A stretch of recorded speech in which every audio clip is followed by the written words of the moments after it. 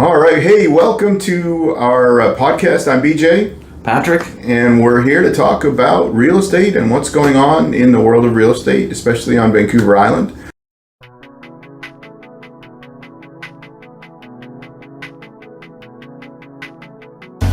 Today we want to talk about how you can prepare your home for sale, and really think of it this way: how can you put your house's best foot forward, especially with what's happened in the market now. We were just talking about this in the other video about people are going to notice things that they would have ignored before in terms of purchasers, right? That's right. People are going to be a lot more picky as they go now and take longer to make decisions. Right. So we want to talk today about what are some simple things that you can do to get your house ready for sale. And this doesn't mean you have to be an interior designer or something like that, but just simple stuff. I'll give you, a real easy example is light bulbs. Make sure that every light in your home has a light bulb. If even lamps that, obviously the lamps are going to go with you when you leave, but make sure your lamps have light bulbs and your home is well lit so that when someone comes in to see your place, it's just that they get to see everything. It's not, it's kind of, it's kind of dark. Yeah, kind of dark here or whatever. And mood lighting is all good, but it's probably not what you're looking for when someone's coming to look at your house, right? Exactly. And this conversation, we're not going to have it like a fully comprehensive, everything you need to know, but cover the highlights. So at least you have a starting point when you are thinking about getting your house ready to start ticking these simple things that, sometimes it's so simple that you forget to do them. Right. So we want to be able to cover that here so you're ready. Right. So light bulbs, that's an easy one. Let's talk about something that's, another you would think is an obvious one, but it's fix the obvious things that need to be fixed. Right? Take care of those obvious, a simple thing about fixing is even something like if you have hinges that creak, go get some WD-40 and take care of that so that when somebody's opening the door, they're just looking, they're not thinking, hey, what was that noise? Any loose drawers, exactly. If there's like the paint chips, like if the interior needs a repaint, like that's all part of it. If it looks rough, you got kids, they've been touching the walls, they damaged the walls, or the dog's been damaging the floor. Look at, resurfacing whatever material that you can to give that best impression when people are there. So they don't start adding up a grocery list of things they need to do if they buy this house. Right. Yeah. And at the end of the day, if you say, well, it's not realistic for us to do some of these things, this is not you have to do these things, but these are just things that you can do that will, especially as we're heading into what is, it's certainly a balanced market, help your house look the best for somebody coming through and potential buyers. So, right. It's a more competitive market for sellers between each other. That's right. Where it used to be a lot easier to sell just about anything. Right. So fix any obvious things that need to be fixed.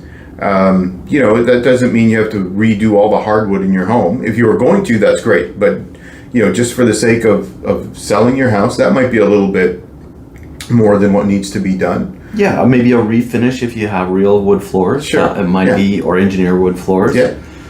Even if we're going that far, maybe your kitchen doesn't need a whole remodel, or you're not willing to go through that whole process. That could be very expensive and, again, risky. If you spend too much money, you might not get it all back. Right. You might make your house more saleable if time is more important than money, but maybe resurfacing the kitchen, if it's a doors, a countertop, that kind of thing, to jazz it up.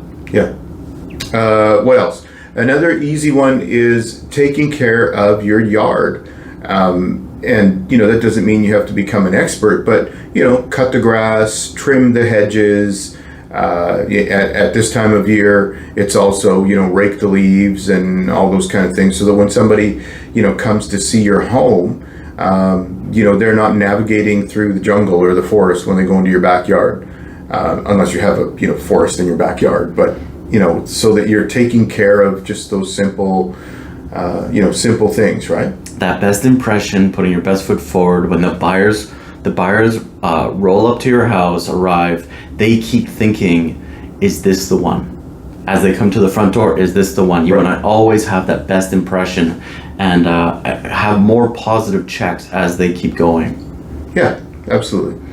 And this is one that we, as realtors, tell all of our clients when it comes to sellers, is declutter and depersonalize.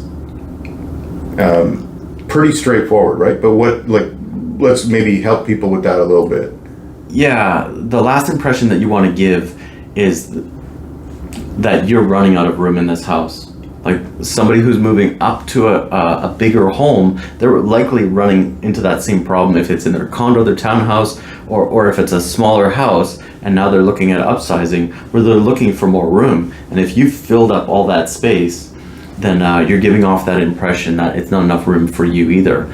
And then I would think from being transparent about the quality of your home, that everything is accessible so people can at least visually inspect it.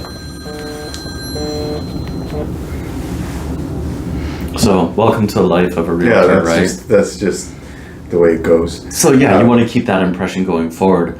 I think going back to the curb appeal while we're on the outside of the house, don't forget the exterior of the house. And I'm thinking we always look at the roof. Like I'm not a roof expert, but there we are on the curb, standing at how much that's the north side of the house. Look at all that moss, right? So make sure there's nothing growing out of your gutters. They're cleared out. And if you're getting ready for market, definitely take care of the roof if it needs to be. Right. And one thing too with the declutter and depersonalize is you want people to come in and be able to see themselves living in the property.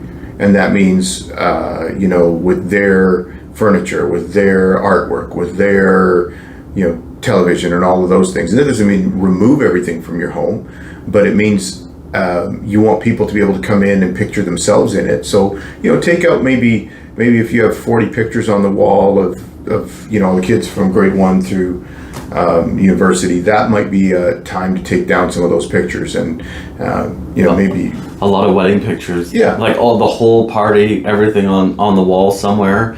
It's wonderful. I love it. But yeah, the whole idea is to depersonalize. Maybe leave something up, but take the rest down. Yeah.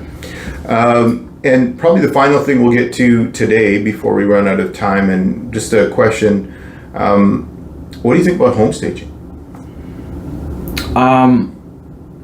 I think it depends on the price point of the house. Because it can be very expensive, right. I think it'll add more value to a higher value home, an above average home. If it's just like an empty condo, an empty bungalow, we've probably showed something almost the same layout somewhere else. So for me, it's debatable because there's no data showing that there's an increase in price, but I bet you it reflects on the less days on market. Yeah, I would agree with that. I think that's... Yeah. I think there's a correlation there. I would agree with that. Yeah. And I know it has to be appropriate. Yeah, of course. And for me, I have a home stager that with my clients where she can come in and maybe she'll stage your home, but maybe you decide that's not a good fit, and I've had clients decide that's not a good fit, but she's come in and given them recommendations. So then they could go and do the work of, get rid of this and move this and do some of that stuff. Yeah. But I think it's just like you said, there's value in having that home stager, but it's got to make sense for your property. It's got to make sense for your budget, obviously. Yeah, if you're going to be spending money on, a small remodel for staging, maybe it's painting, maybe it's light fixtures, but when it comes to renting furniture, renting art, depending on the price range of the home, the buyers might be just more sensitive to just lower the price.